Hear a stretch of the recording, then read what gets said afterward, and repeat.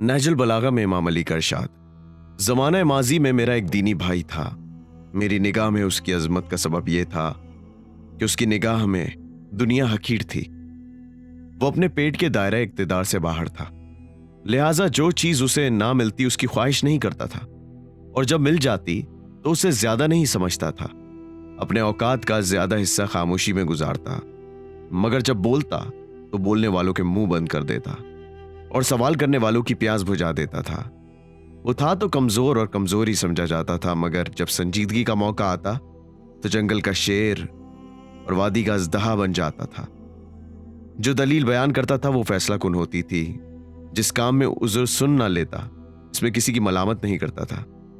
दर्द की शिकायत उस वक्त करता जब इससे शिफायाब हो जाता था। कहता वही था जो करता था, और जो करता नहीं था वो कहता ना था।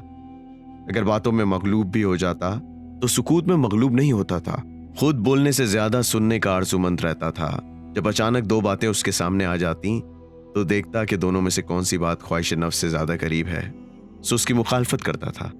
बस तुम्हें लाजिम है कि इन आदात को इख्तियार करो और इन्हें हासिल करने की आरजू करो, लेकिन अगर इन सब को अपनाने की तुम्हें ताकत ना हो तो याद रखो कि कलील का हासिल कर लेना कसीर के छोड़ देने से बेहतर है। इमाम अली ने जिस दीनी भाई का जिक्र फरमाया उससे जनाब अबू ज़र गफ़ारी मुराद हैं।